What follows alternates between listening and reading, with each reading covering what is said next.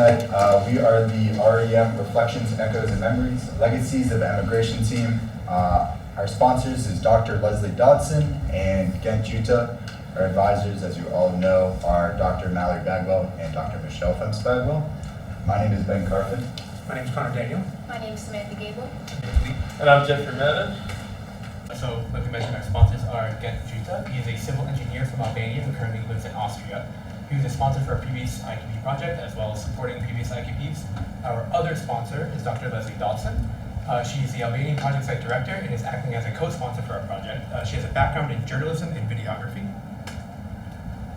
Now, I want everyone in the audience to take a second to think about their home, their family.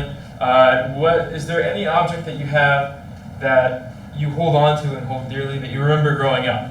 Whether it be a ring from a mother or a father, or your great-grandmother or great-grandfather, a book that was passed down to you, a family photo that you have put up on the wall, or a passport from someone who came over to America.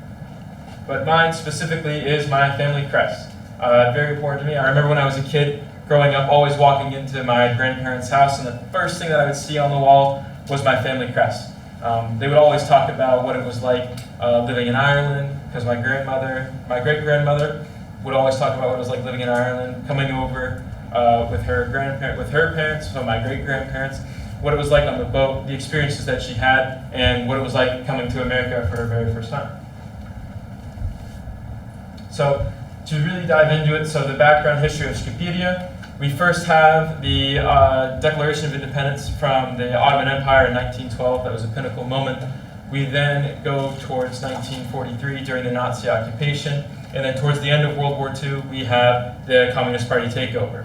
And then during the time from 44 to 1985, you have the communist dictatorship under Enver Hoxha. And towards the end, 1985, his death. And then in 1990, you have the Berlin Wall falling and the fall of communism in Albania as well.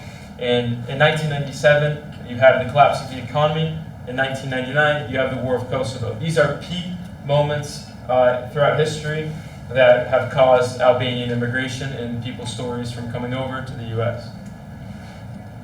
Why people stayed. One of the reasons we found that people stayed is something that's out of their control and not always a choice, such as prevention, which might have to do with policies which led to constraint. Something else we researched is economics. There's a lot of opportunity for both education and jobs while in Albania, which is one of the ties which causes people to want to stay. As well as with these opportunities, they believe there's a way to invest in the future. There's a possibility, and there's many things they're capable to do. In addition to that, life satisfaction. Albania, as we know and have seen, there's a lot of cultural ties, whether food that we've had every single week in ID 2050, or family ties. So social connections they have made there and the family community environment they have can't always be replicated, and seems a bit daunting to have to replicate upon immigrating when life satisfaction could be instead what's holding them there and more important to them at the time. Now that we discussed why people stayed, it's perhaps just as equally important, or maybe even more important, to discuss why they left. Foremost among those reasons is the economy. As you can see, is the first bullet. The economy of Albania in the 1990s was not particularly good. It all started really with the collapse of the government in the early 1990s, and because the economy of Albania was communist, the government controlled the economy in a top-down command manner. So therefore, when the government falls, so too does the economy in which it controls. Now, later in the 1990s, there also occurred two more events that were also equally important. These were the Kosovo War, which was previously mentioned by Jeff, and it was also the fall of the pyramid schemes, which the government participated in. These two events particularly, I would say, the fall of the pyramid schemes in the late 1990s resulted in the elimination of many Albanians' retirement funds, which resulted in mass civil unrest, which also caused political instability, which is the secondary reason why many people decided to leave. Also, among these very important reasons is the culture of immigration.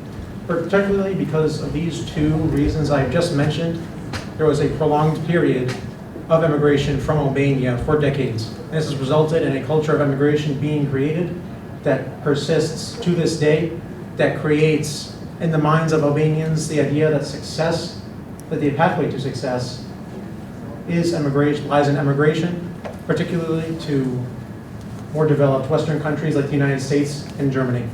This also links to my third point here, which is that intent to immigrate is higher actually among students, workers, and those with secondary or tertiary education. In this case, tertiary education means post-high school education. These people do not feel that there are very many professional opportunities in Albania. Therefore, they seek them abroad in countries like the United States and like Germany. So the impact of immigration has been very large on Albania. First one is the brain drain. So it's when skilled workers leave a country in mass. So the graph on the bottom shows the human flight and brain drain index over a period of years. As you can see, it was 8.3 in 2024, and in 2024 it ranked 8th globally for the brain drain. They also have an Asian population due to younger families immigrating, as well as older generations immigrating back to Albania. That causes, a lot of stress on healthcare and retirement funds and stuff like that. And then there's shrinking workforce. Not a lot of people to work. The economy also struggles with that. Now quickly touching on the human experience behind the immigration, there's two parts to it, the physical journey and the emotional journey. As you can see from the map here, Albania is surrounded by water or mountains. So during communism, when people were trying to escape, it was a physically tough journey. They either had to climb mountains or smuggle on boats over to Italy. They also, after communism, a lot of people left Albania through the US Diversity Visa Lottery, which has happened every single year since 1990. It has provided a lot of Albanian families the opportunity to emigrate to the United States. Now touching quickly on the emotional journey, they left behind a lot of things. They left behind family, friends, everything they've known, and to come to a strange place where they don't know the language or the culture. Definitely a culture shock, as you guys can probably imagine. But they also had hope. They emigrated for a reason, and they were hoping to find more opportunity for their family, loved ones, and hopefully to make a better life. Now that we've touched upon our background research that we've conducted, or should I say just background behind the project in general, we're now going on to our goals for what we hope will come from this project. Verbatim, our project seeks to preserve and share the personal stories of Albanians who emigrated and those who remained in the country during after the fall of communism. These stories will educate people interested in Albanian history and culture. We also hope that in some way Americans will also be able to more greatly understand, will gain a better understanding of Albanian immigrants and their experience, and perhaps immigrants more generally to the United States.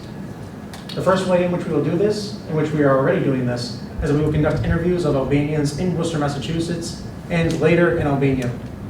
What better way could there possibly be to gain stories of Albanian immigrants to the United States or those already in Albania than to actually interview the immigrants that have come to the United States and Albanians themselves within the country of Albania.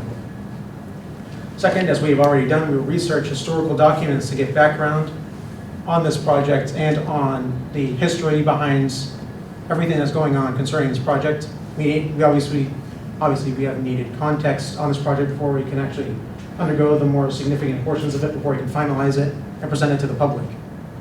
And thirdly, we will identify symbolic artifacts, which has been shown via studies on time and time again that viewing artifacts rather than just simply listening to people's stories creates a greater emotional attachment to the story itself, which we hope will allow the audience to come away with something greater than they would have otherwise had without the artifacts being present in the stories.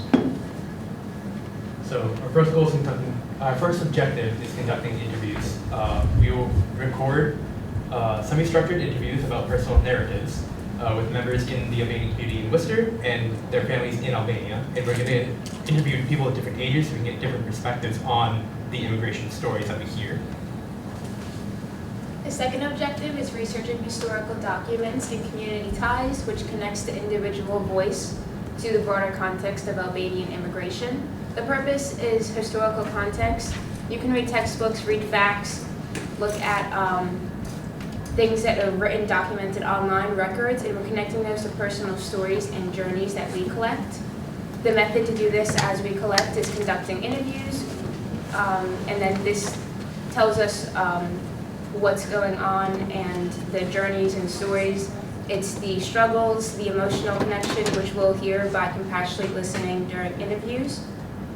We visited St. Mary's Orthodox Church and went to Albanian-owned cafes to immerse ourselves in environments there, and this gives us context to culture that was created here, an atmosphere that's created here, and the outcome will be stories and individuals' voices put in a final deliverable.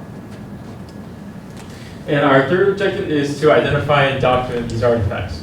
So any artifacts that people may hold on to may include personal documents like old passports, tickets, or their official papers after their immigration.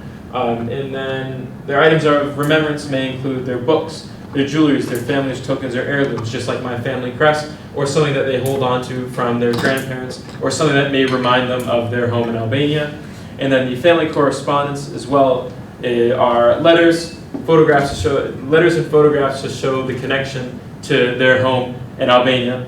And lastly, we will record the narrative and gather the context. So we have been setting up audio recorders for these interactions and these interviews that we've been taking, and gathering the history of the artifacts that we have received in our interviews, and we want to figure out why they matter, why it matters to that person, and how we can share that person's artifact story with the rest of the world. So there's a lot of complexities we need to take into consideration with this project. One of them is handling intense emotions. Due to the history of Albania and when and why people immigrated, there's a high chance that some of these stories are going to bring about intense emotions with the people we're interviewing. So we need to be understanding of what they're feeling and how to go forward with the interview while they're dealing with emotions, and when to take a break and when to go back. As Connor and Sam have already mentioned, there is a deep history, and we need to research documents. That goes into navigating the political history. To have these semi-structured interviews, we need to have context of what they're talking about so we can compassionately listen to their interviews. Now, because compassionate listening is so important, we will need to be gaining the community trust. It's very important, since one of our components, one of our methods in obtaining the information that we need to make our deliverable are the interviews. Now, if people don't trust us, they may not reveal the information that they would otherwise have given us without that community trust. For the ideal versus the real, we want to openly listen and hear people's journeys. These journeys aren't always, or they include a lot of struggles and difficulties during the time. So we want to make sure we're listening to them, their voice, and sharing that as honestly as we can to educate about history and culture and context as well. And lastly, we have the ethical storytelling. We want to make sure that we are not manipulating the person's or the interviewee's story in any way possible. Whether it be gruesome, sad, horrifying, amazing, whatever their journey may be, we want to make sure that we tell it truthfully. We don't want to manipulate it, we don't want to change it. Whatever the story may be, that's what it is. Now, we've talked a lot about gathering interviews. What are we going to do with them? We have two deliverables: a virtual museum, which will be hosted by WPI. It will be accessible around the world, and it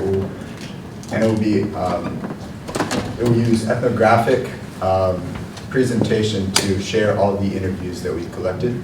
We also hope to develop a traveling pop-up exhibit, which will go to local areas in Worcester, such as the church that we visited, or cafes, or even here at WPI. Thank you so much for listening. We also want to extend a special thank you to all of our guidance that we've had through our sponsors and Professor Christopher and Professor Hirsch. Thank you.